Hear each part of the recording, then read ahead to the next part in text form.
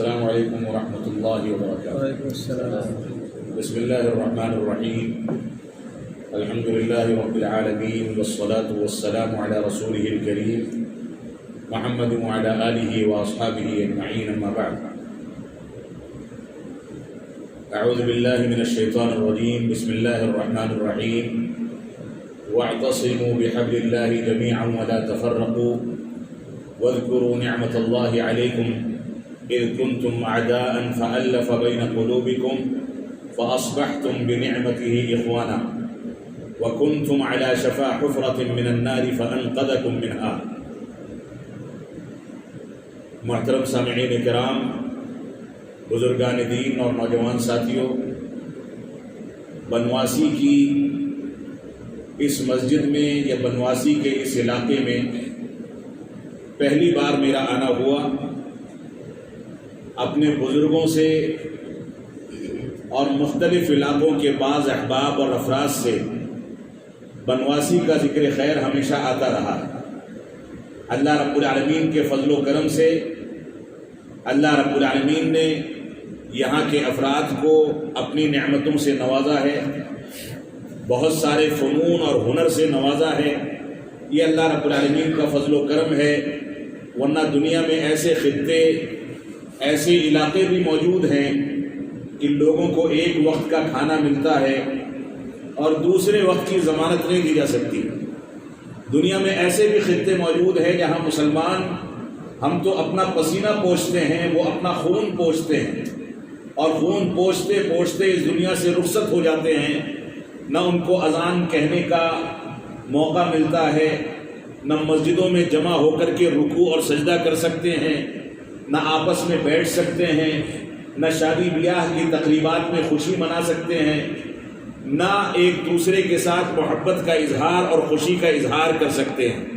یہ اللہ رب العالمین کا فضل و کرم ہے کہ اللہ رب العالمین نے سارے مصائب، ساری مشکلات کے باوجود ہم کو یہ موقع دیا ہے کہ ہم پانچوں وقت کی نمازوں میں حاضر ہو سکیں، اذانوں کی آوازیں بلند کر سکیں، اقامت و تکبیر کہہ سکیں، اللہ رب العالمین کی بڑائی بیان کر سکیں، اور اللہ رب العالمین کے ذکر و اذکار پر مبنی اور قرآن و سنت کی روشنی میں کچھ باتیں کہہ سکیں اور سن سکیں، اور اس پر عمل پیرا ہونے کے امکانات تلاش کر سکیں۔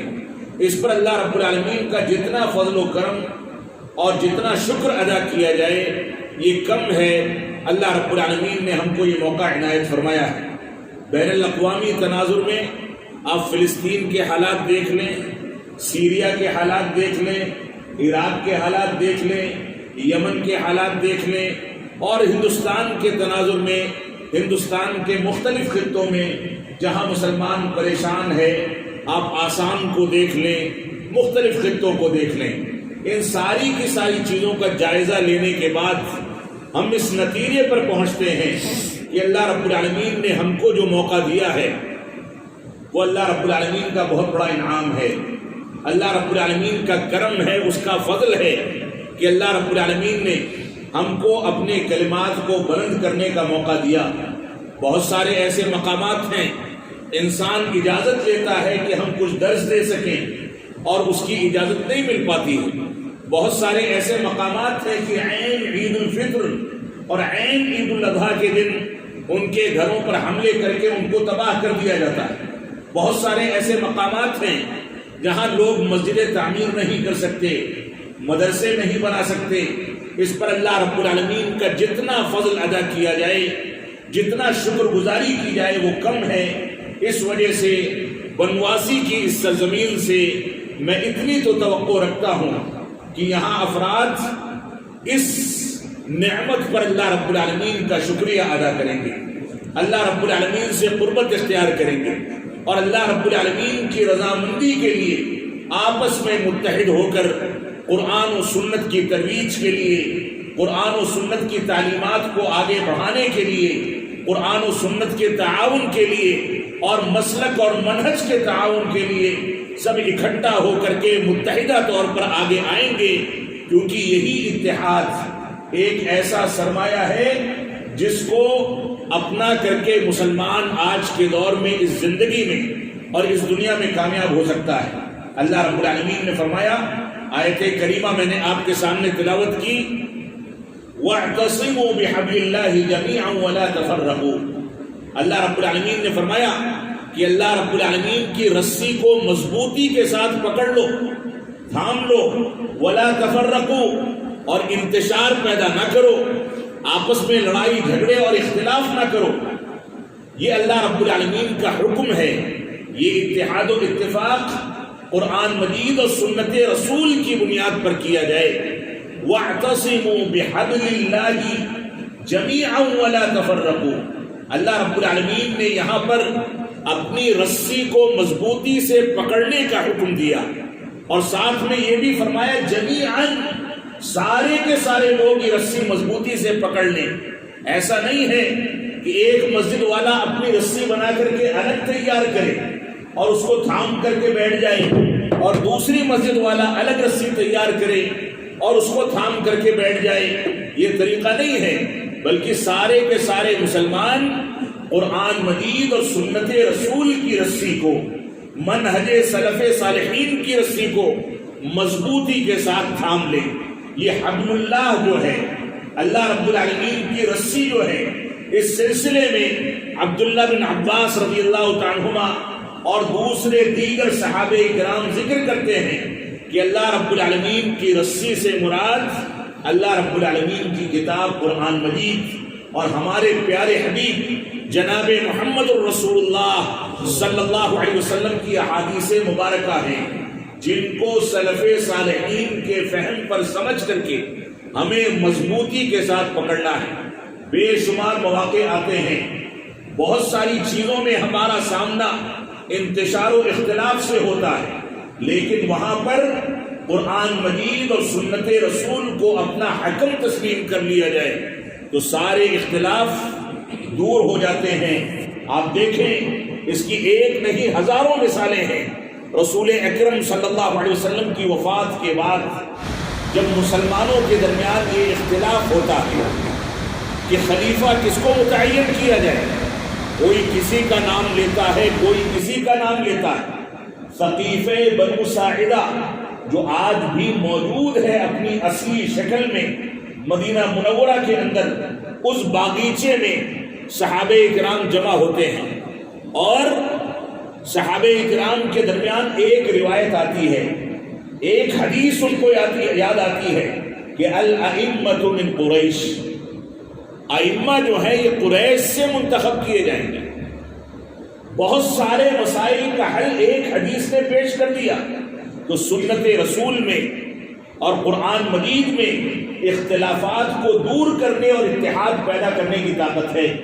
ایک انسان یہ کہہ سکتا ہے کہ میرے امام کا یہ مسئلہ ہے، میرا امام اس طریقے سے نماز پڑھنے کا حکم دیتا ہے، تو یقینی بات ہے اگر وہ حنفی ہے، امام ابو حنیفہ رحمۃ اللہ علیہ کا طریقہ پیش کرتا ہے تو شافعی اس کا طریقہ ماننے کو تیار نہیں ہے۔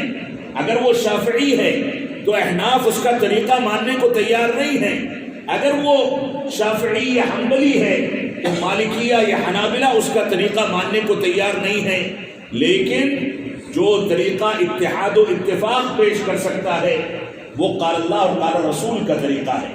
مجھ کو نہیں پتا ہے کہ امام شافعی کو ماننے والوں میں، امام مالک کو ماننے والوں میں، امام ابو حنیفہ کو ماننے والوں میں، امام احمد بن حنبل کو ماننے والوں میں کوئی ایسا بدبخت بھی ہو سکتا ہے جو قال اللہ اور قال رسول سے انکار کر دے۔ یہ اتحاد و اتفاق کا سب سے بڑا سبب اور سب سے بہترین ذریعہ ہے۔ دنیا کی ساری فقہیں، ساری آراء، سارے اختلاف و انتشار، سارے فتاوے ایک جانب، لیکن جہاں قال اللہ اور قال رسول کی صدا آ گئی وہاں ہر مسلمان اس رسی کو مضبوطی کے ساتھ تھامنے کے لیے تیار ہے۔ تو صحابہ کرام کے سامنے یہ حدیث آئی کہ الائمۃ من قریش، ائمہ اور ہمارے حاکم جو ہیں قریش میں سے ہوں گے۔ سارے کے سارے اختلافات ختم ہوئے۔ اب مسئلہ یہ ہوا کہ قریش میں سب سے افضل ترین شخصیت جو ہے اس کو منتخب کر کے اپنا امیر بنا لیا جائے، اپنا خلیفہ بنا لیا جائے۔ صحابہ کرام نے ابو بکر صدیق رضی اللہ تعالیٰ عنہ کی بات پر خلافت کی خلافت پر اتحاد کر لیا، اتفاق کر لیا۔ ایک حدیث نے مسلمانوں کو منتشر ہونے سے بچا کر کے متحد کر دیا۔ ایک نہیں ہزاروں مثالیں۔ لشکر اسامہ رسول اکرم صلی اللہ علیہ وسلم کے حکم پر جرف کے مقام تک روانہ ہو چکا تھا۔ یہ جرف کا مقام تقریباً مدینہ منورہ سے 12 سے 15 کلومیٹر کی مسافت پر ہوگا۔ اسامہ بن زید رضی اللہ عنہ 17 سال یا 16 سال کے ایک نوجوان تھے، لشکر کا کمانڈر بنایا گیا تھا۔ جب خبر ملتی ہے جرف کے مقام پر کہ اللہ کے نبی صلی اللہ علیہ وسلم بیمار پڑ گئے ہیں اور شفا یابی کی امید نہیں ہے، بہت خدشہ ہے کہ آپ ہم کو داد مفارقت دے کر کے دنیا سے رخصت ہو جائیں، انہوں نے لشکر کو وہاں چھوڑا، اعادت کے لیے رسول اکرم صلی اللہ علیہ وسلم کے پاس آئے، کچھ کہنا چاہتے تھے، آپ نے خاموش کر دیا۔ آپ کی وفات ہو گئی۔ وفات کے بعد نفسی نفسی کا عالم ہے۔ سب سے پہلا مسئلہ ہوا کہ لشکر اسامہ روانہ کیا جائے یا نہ کیا جائے۔ اس کو حکم تو رسول اکرم صلی اللہ علیہ وسلم نے دیا تھا۔ بعض صحابہ کرام کھڑے ہو گئے کہ ابھی نوجوان ہیں، کم عمر ہے، ان کے بجائے کسی دوسرے کو کمانڈر متعین کر کے بھیجو۔ ابو بکر صدیق رضی اللہ عنہ کمانڈر، وہ خلیفہ متعین کر دیے گئے تھے۔ فرمایا کہ سن لو کہ اگر میری لاش کو درندے اور کوے اور چیل نوچ لے جائیں تو بھی حکم رسول کے خلاف ایک قدم بھی نہیں جانے والا۔ حکم رسول کا یہ اثر تھا کہ چاروں جانب دشمنان اسلام اسلامی سلطنت پر نگاہیں ڈال کر کے بیٹھے تھے کہ مسلمانوں کا سب سے عظیم قائد رخصت ہو گیا ہے، اب مسلمان کمزور پڑ جائے گا، اب حملہ کر کے ان کو منتشر کر دیا جائے۔ لیکن ان احوال میں ابو بکر صدیق رضی اللہ عنہ کا ایک حدیث رسول، ایک حکم رسول کی تنفیذ کے لیے ایک پورے لشکر کو روانہ کر دینا دشمنان اسلام کے لیے یہ پیغام تھا کہ مسلمان اب بھی کمزور نہیں پڑا ہے، اس کو اس بات کی ضرورت نہیں ہے کہ فوج اس کے پاس رہے، اس میں اتحاد ہے، امکانات ہیں، طاقت ہے، رسول اکرم صلی اللہ علیہ وسلم کی اطاعت اور اس کا جوش ہے، لہذا مسلمان اس اتحاد کی بنیاد پر ہر قسم کے مصائب سے اور مشکلات سے اپنے آپ کو محفوظ کر کے اور مدینہ میں بیٹھے رہے۔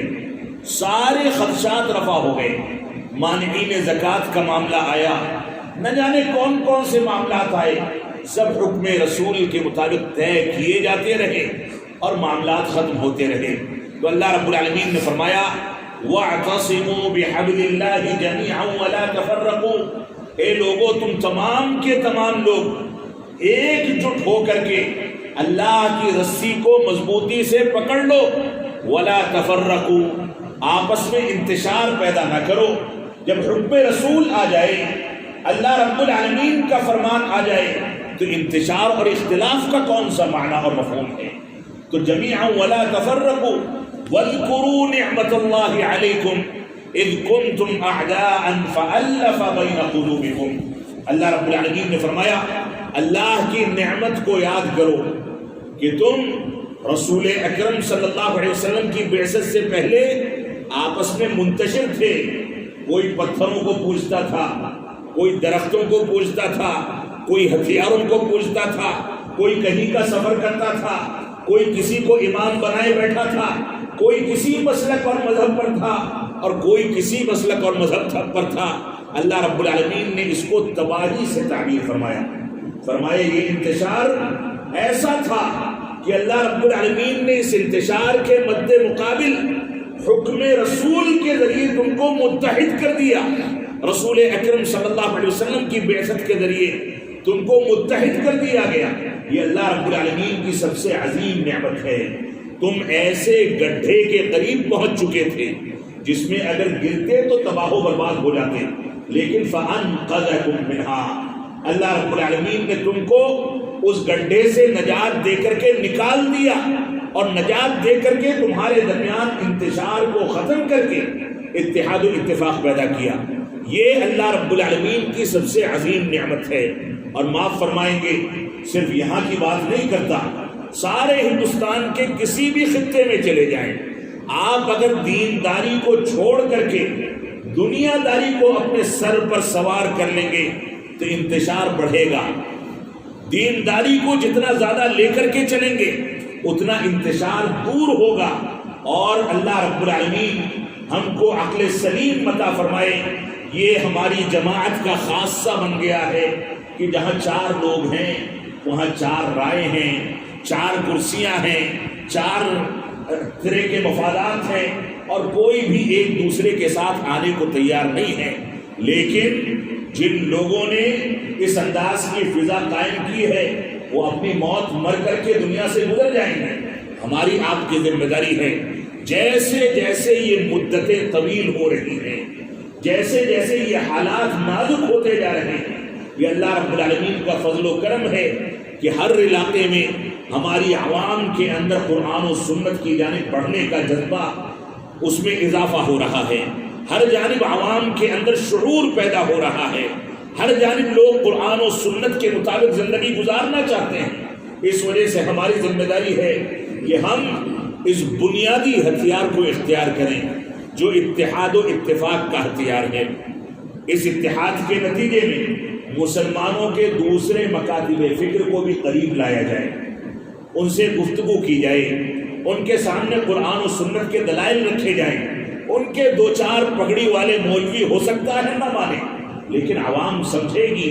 نا امیدی جو ہے یہ انسان کو تباہ کرتی ہے، نا امیدی نہ کریں، لوگوں کو قریب لائیں، لوگوں سے قریب جائیں، ان کے ساتھ اٹھے بیٹھیں، ان کی دعوتیں کریں، ان کو اپنی تجارت سے متعارف کرائیں، ان کی تجارت سے آپ متعارف ہوں۔ یہ کاروبار ایک دوسرے سے جب وسعت اختیار کرتا ہے تو اس کا ایک بنیادی مقصد یہ ہے کہ کاروبار کے ساتھ ساتھ اسلامی دعوت کو بھی وسعت ملنی چاہیے۔ آپ میں سے اکثر لوگ کاروباری ہیں، کاروبار اگر جنگل کے قانون کے طریقے سے ایسے ہی چلتا رہے کہ ہم کو صرف پیسہ چھاپنا ہے، صرف پیسہ کمانا ہے، تو اس کاروبار کا کوئی حاصل نہیں ہے۔ یہ کاروبار اس نیت سے اور مقصد سے کیا جائے کہ اس کاروبار کے نتیجے میں آپ جو سفر کرتے ہیں اس سفر کو بھی دعوت و تبلیغ کے لیے استعمال کریں۔ اس کاروبار کے نتیجے میں آپ کا جو تعارف ہوتا ہے اس تعارف کو قرآن و سنت کی ترویج کے لیے استعمال کریں۔ اس کاروبار کے نتیجے میں آپ کا جو لین دین ہوتا ہے مختلف مکاتب فکر سے، مختلف مذاہب کے ماننے والوں سے، مختلف تہذیب والوں سے، مختلف علاقے والوں سے، مختلف زبانوں کو بولنے والوں سے، ان کی زبان آپ نہیں سمجھتے، آپ کی زبان وہ نہیں سمجھتے۔ اس کاروبار کو آگے بڑھانے کے لیے آپ کوئی ایسی مشترک زبان استعمال کرتے ہیں جس کو وہ بھی سمجھ جائے، آپ بھی سمجھ جائیں۔ اس مشترک زبان کو دعوت و تبلیغ کے لیے بھی استعمال کیا جائے۔ یہ اتحاد و اتفاق، لوگوں کے ساتھ اٹھنا بیٹھنا، لوگوں کے حقوق ادا کرنا اور حقوق العباد کا مکمل خیال کرنا، یہ اتحاد و اتفاق کے بنیادی عناصر ہیں۔ اللہ رب العالمین ہم کو انتشار سے محفوظ رکھے، اختلاف سے محفوظ رکھے۔ اللہ رب العالمین ہم کو قرآن و سنت کی بنیادوں پر ایک دوسرے کا تعاون کرنے اور ایک دوسرے کے ساتھ میل محبت کے ساتھ زندگی گزارنے کی توفیق عطا فرمائے۔ حقیقت یہ ہے کہ آج مسلمان انتشار کے نتیجے میں انتخابات میں ناکام ہے، آج مسلمان انتشار کے نتیجے میں تعلیم میں فروغ پانے میں ناکام ہے، آج مسلمان انتشار اور اتحاد و اتفاق نہ ہونے کے نتیجے میں تجارت میں، دوسرے مسائل میں، اسپتال بنانے میں، دوسری خدمت خلق کے کاموں میں ایک دوسرے سے دور ہیں اور ایک دوسرے سے دور ہونے کے نتیجے میں کامیابی حاصل نہیں کر پا رہا۔ مسلمانوں کا یا ہمارا یا ہم میں سے بہت سارے افراد کا یہ مزاج ہے کہ اگر کوئی ترقی کرے تو اس کی ٹانگیں کھینچ لی جائیں۔ یہ اتحاد و اتفاق کے منافی ہے، یہ انتشار ہے۔ ہماری ذمہ داری ہے کہ ہم قرآن و سنت کی روشنی میں آپس میں اتحاد پیدا کریں، جوڑ توڑ کی فضا سے، اختلاف و انتشار کی فضا سے توبہ کر کے اپنے مسلمان بھائیوں کے لیے متحدہ پلیٹ فارم تیار کر کے ایسی راہ ہموار کریں کہ ایک غریب مسلمان بھی تینوں وقت کا کھانا آسودہ ہو کر کے کھا سکے، ایک مظلوم مسلمان بھی کم از کم ہماری دعاؤں میں شامل رہ سکے، ایک مظلوم مسلمان بھی ہمارے دل میں اتنا احساس ہو کہ ہم رات کی تاریکی میں جاگ کر کے اس کو یاد کریں، اللہ رب العالمین سے دعائیں کریں کہ اے رب کائنات ہمارے فلسطین کے مسلمان، ہمارے سیریا کے مسلمان بھائی، ہمارے عراق کے مسلمان بھائی، یمن کے مسلمان بھائی اور دنیا کے مختلف خطوں میں مسلمانوں کا جو عالم ہے یہ ہمارے کرتوتوں کا نتیجہ ہے، اے رب کائنات ان کو دیندار بنا دے اور ان کا معاون و مددگار ہو جائے۔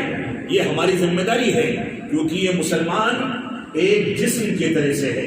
رسول اکرم صلی اللہ علیہ وسلم فرماتے ہیں ایک مومن اور مسلمان کی مثال کمثل الجسد الواحد، ایک جسم کے مانند ہے، اگر اس جسم کے کسی حصے کو کانٹا چبھتا ہے یا بخار آتا ہے یا تکلیف ہوتی ہے تو پورا بدن اس تکلیف کو محسوس کرتا ہے۔ میرے ہاتھ میں کانٹا چبھ جائے، میری آنکھیں بھی اس کو محسوس کرتی ہیں، میرا دل اور میرا دماغ بھی اس کو محسوس کرتا ہے۔ یہ مسلمانوں کی مثال ہے۔ دنیا کے کسی بھی خطے میں بسنے والا مسلمان اگر تکلیف میں ہے اور اس کی تکلیف کو بنواسی کے اس سرزمین پر، اس مسجد میں یا اپنی فیکٹری میں یا اپنے گھر میں بیٹھ کر کے ہم محسوس نہیں کرتے ہیں، اس کے لیے دعائے خیر نہیں کرتے تو ہم کامل مسلمان نہیں ہو سکتے۔ ہم اس کا تعاون کر سکیں تو کریں، نہ کر سکیں تو کم از کم تنہائی میں اس کے لیے 2 آنسو بہا لیں، اس کے لیے رو لیں، گڑ گڑا لیں، اللہ رب العالمین سے دعائیں کر لیں۔ آج ہم اس کی تکلیف پر اپنے دل میں اس کی تکلیف کو محسوس کریں گے تو کل ہماری تکلیف کو کوئی ہمارا بھائی بھی محسوس کرے گا۔ اسی طریقے سے اس دنیا کا نظام آگے بڑھتا ہے۔ اللہ رب العالمین ہم کو اتحاد و اتفاق اپنانے اور انتشار سے بچنے اور دور رہنے کی توفیق عطا فرمائے۔ وصلی اللہ علی نبینا محمد وعلی آلہ وصحبہ وسلم، والسلام علیکم ورحمۃ اللہ وبرکاتہ۔ جزاکم اللہ خیر، بارک اللہ فیک۔